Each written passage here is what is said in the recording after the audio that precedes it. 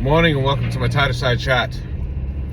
It is Thursday, November 7th, 2024. Well, I was debating whether or not to even make a video, but I haven't made one since the election ended. And as much as I try to avoid talking politics on this channel, I'd like to keep it to a minimum. But as all two of you who watch this are well aware, I am not a fan of Donald Trump, to say the least. It's not so much so that I was a huge fan of Kamala Harris. A lot of people are.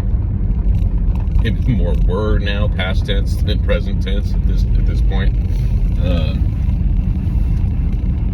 I've never, even though I've been kind of coerced into registering as a Democrat, I've never considered myself a Democrat. Maybe a socialist Democrat, but not like, I've never been content with the Democratic Party. As someone who's find my political beliefs to be aligned a lot more with like a socialist European political party, and we just don't have those here in the United States. And even the political parties that we have, I mean, the Democratic Party of today is more conservative than the Republican Party was in the 1970s, like for sure. Nixon was way more progressive than Joe Biden is today. As crazy as that sounds, but I mean, it lines up. So I'm not a fan of the Democratic Party, especially after another election, which I see people posting.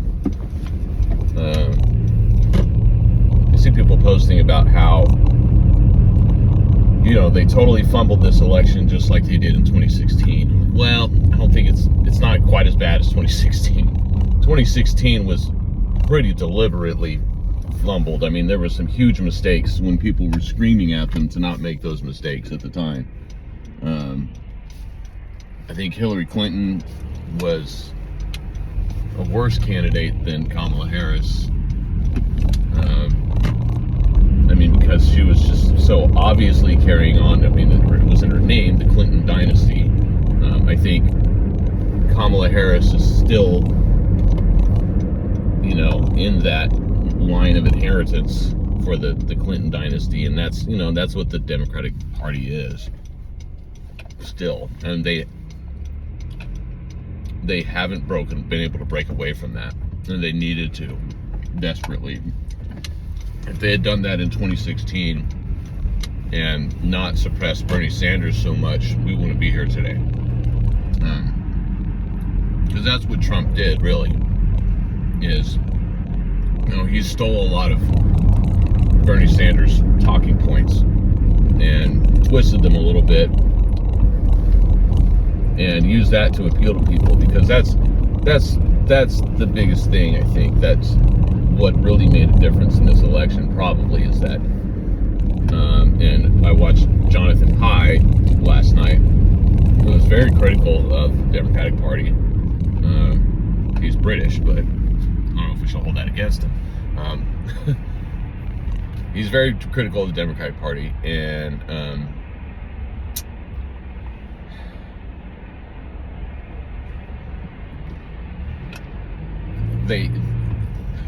what they failed to do, again, was really capture the vote and the confidence of the working class. It's gotten to be, people are saying that the Democratic Party has now become just the party of college graduates and white-collar workers. And that's not untrue. Where Bernie Sanders had really done a fantastic job of addressing the talking points that the working class was looking for, and he was right to do so. And Biden tried to do that. Biden was at least a little bit for a second.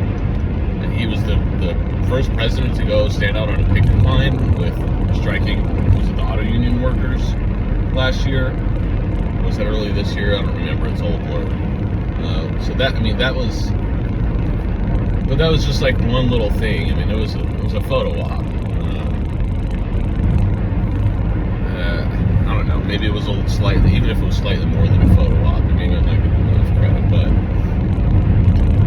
but it's not nearly enough. And so Donald Trump's message, who again, he will say whatever he needs to say to get elected, which was it worked, friggin' worked. His message was way more appealing to working class people in this country.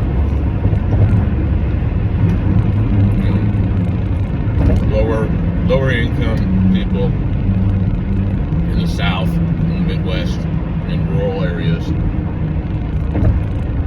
Traditionally red, but yeah, he won all 7 swing states, according to news I saw this morning, saying that Nevada, it looks like he won Nevada too. So a bunch of states that Biden won just 4 years ago, Trump won. And again, I don't think you see anybody really on the Democratic side crying election fraud. And now that Trump's won, that whole conversation is nowhere to be found. How about that? Oh, yeah, again, it's only election fraud if Trump doesn't win. Where's all this election fraud? All of a sudden our election systems are solid? As they were the whole time. Give me a break.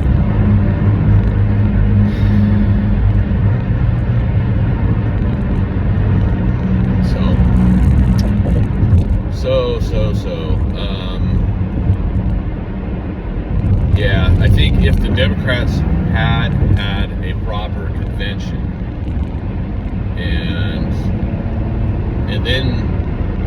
and also if Joe Biden had dropped out like a year earlier, which he should have just done. Like, what were they thinking?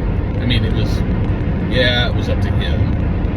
It was his decision alone, and nobody could force him to. But I think, it's the way things happen, and we can't change it now. So going forward,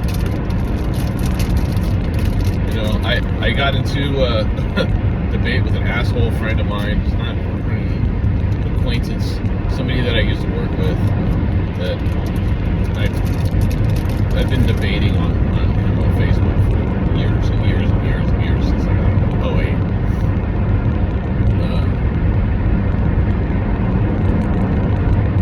I was just messaging him yesterday on Facebook.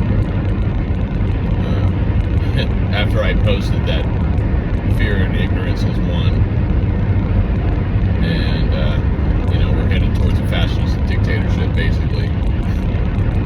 And of course he's saying, "Oh, that sounds dramatic. Stop being so dramatic. Like, how does Trump sound like Hitler?" I didn't really have a chance to talk to him because I was like trying to go get coffee at Starbucks and then head to work, and he was obviously on his computer at home typing, and I don't really give a flying anymore. It's not worth the effort, but I told him it was, just me debating it. We've been debating over this crap for like 12 years, 15 years. It's pointless. But how he doesn't see it. He doesn't see that, and he's a really intelligent guy. And he says, "Well, I've researched all these facts and blah, blah, blah. And don't you know that the Democrats are doing this? They started the war in Ukraine and blah, blah, blah, all this." And like, it's not the point. The point is, I think he was interpreting it as I'm just another dullard Democrat supporter who only gets my information from memes that people repost on Facebook, which I don't know a lot of Democrats that do. There is, not to say that there's not some fake or misleading information that gets passed around on the progressive side on Facebook that constantly needs to be vetted, but it's way worse on the Republican side. It just is, and you see it constantly, and it's just allowed to flourish. I keep going off on so many tangents that I forget what my original point was. I was saying I was talking with my friend, my acquaintance. Yeah, and he was saying, like, he doesn't see how we're headed towards fascism. He doesn't see it at all. He thinks I'm completely wrong in saying that. But, I mean, you can say that Donald Trump doesn't really mean what he says, and it's not really true, but look at what the Republican Party is now, too. And that was the other thing he brought up. He was like, well, so if Trump's such a fascist, then what was stopping him from going full-blown fascist last time? It was like, well, the people that he was surrounded with at the time in his administration, there were some guardrails there, at least a little bit. And also, the other thing I didn't mention was that the Republican Party in Congress was very different in 2016 to 2020, where people actually stood up to him on some of those things. Now, that's completely changed. It's 100% his party. And, you know, you got your Matt Gaetz and the like up and down the Republican ticket that are just full on Trump. And, you know, and now it's at the point where, you know, in 2016, if Trump left office for some reason or just disappeared, you would have, you know, in 2017 and 2018, you would have wound up with a somewhat normal looking Republican Party like we had back then. And somebody that, you know, and if Mike Pence had taken his place, things would have been very different. Now, they're all Trump lunatics. If Trump were to, God forbid, pass away next year, the damage is done. The Republican Party has changed forever.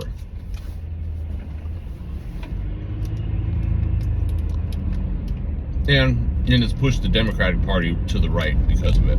Our whole electoral system. So, now we get to look forward to deporting millions of people, potentially, which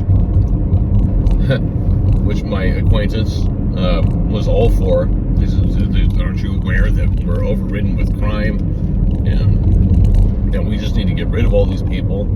Like, yeah, that's going to solve all of our problems. That's our problems? Yeah.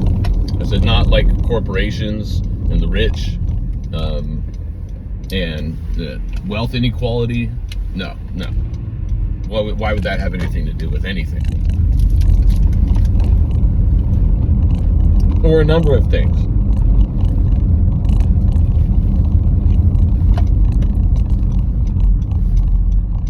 Sorry, I'm having my breakfast once again. So we get to look forward to that.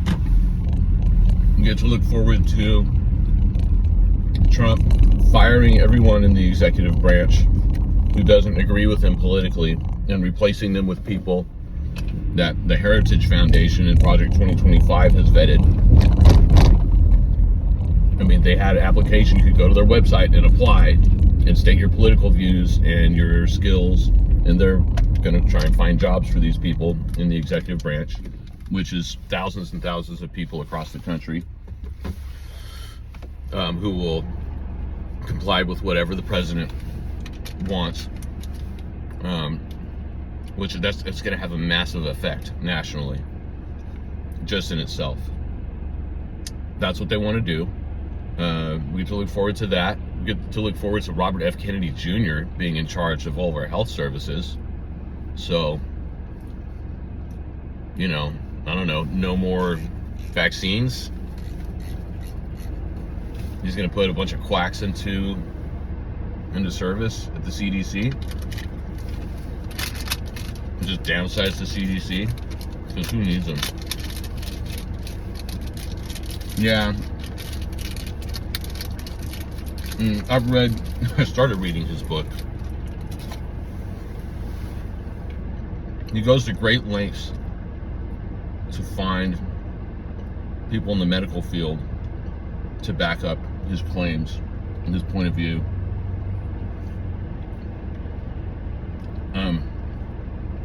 While I'm not saying that all vaccines are 100% safe or didn't have their problems, I know I had the Pfizer vaccine and I had side effects.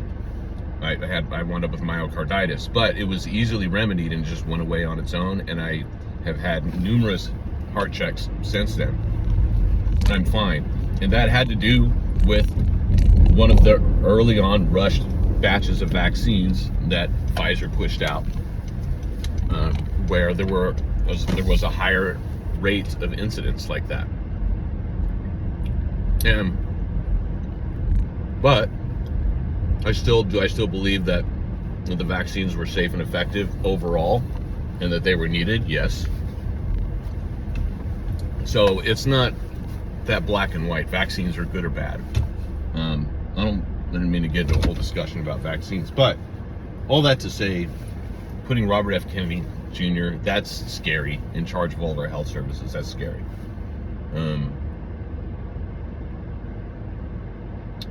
Yeah, we're gonna just because climate change isn't real, so we're just gonna pull out of that completely. Paris Climate Accords, nope. NATO, forget it.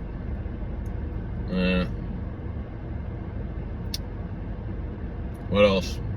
Iran nuclear deal. I mean, that's long gone. Yeah, that was really successful. The Palestinians, you guys are dead. We'll just, yeah. I mean, it was already bad enough under Biden, but that's only gonna get worse for the Palestinians. Ukraine, forget it.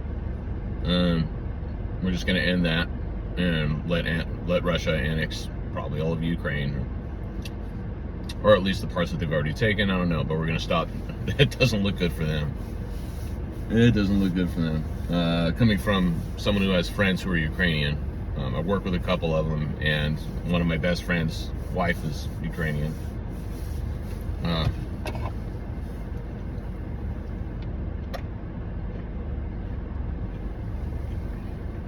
Not that things were going great under the Democrats, but the economy, I mean, the polls showed that, it was like 75% of the public said that the economy was horrible, and they think that Trump can do a better job, which the economy is not great because inflation is, things are inflated to where they are, and that's not going to get any better, honestly. Maybe, yeah. Some of the comments I've read in certain areas on the internet, it's like, which is probably true. It's like, these people elected Trump thinking that he's going to magically bring prices back down on eggs and gasoline in a year. I can't see things changing much, if at all, as far as that goes. Eggs are still going to cost what they cost, and if he starts implementing tariffs on all of our goods that are coming into the country, prices are just going to go up. It's, all the economists are just saying that the things that he's talking about are going to be a disaster economically.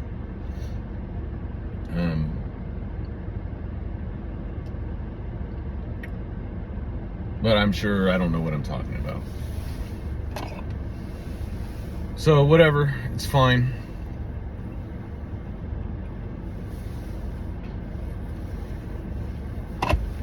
I'm at work. I'm just gonna carry on. The good news is, one silver lining again is that Bitcoin on election night hit a new all-time high. And anyone like myself who's been investing in cryptocurrency for any length of time stands to profit very well off of that. So that's the one silver lining for me. Does mean I'm gonna buy a compound in Mexico and move my whole family. Get the hell out of here. Honestly, you know, we can joke, but I was already, even if the Democrats had won, I was already thinking of, you know, getting out of here before 2030. It's been in the back of my mind, you know, depending on how feasible we think that is, but this has just kind of sped things along. I don't know. And so many people were, I mean, I was here for 2016. I was very much here for 2016, and people claiming that they were gonna, you know, if Trump wins, they were gonna leave the country. And that nobody on the Democratic side, I think, really expected. Everybody kind of thought with the energy around Kamala Harris that we were really going to win. I think a lot of people assumed that Kamala Harris was going to win, and was utterly shocked when Trump won. Maybe not utterly shocked, but we certainly weren't prepared for that. But since then, I've people I know within my family and other people that I talked to that at work yesterday, who are sympathetic to the Democratic side of things, have all said, hey, you know, half jokingly, we should go buy some property in Italy or some other country and let's just all move, like forget it. I don't remember seeing that as much, even like half jokingly in 2016. That seems like almost everyone I talk to is saying that. We're all choking to death on our liberal tears. Wah, boo-hoo. The thing is, I'm not sad. I'm just angry and disappointed, I guess.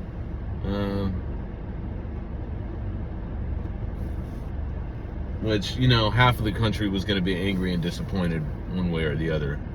So, you know, some people will say, well, it's your turn now. Is that fair? No, maybe we should just be questioning whether or not our system of government is adequate and our electoral process is adequate, because it's not. And we've known this for decades, many decades, and nothing's been done to change it. I don't know. I could talk about this for hours. But I'm going to stop myself as I'm going to go inside and get to work. So, yay, 4 more years of Trump. Robin, if you're watching this in the future, hi, I hope you're doing all right on your Caribbean island that you bought. Actually, I don't think I'd move to the Caribbean. It's too humid. All right, bye everyone.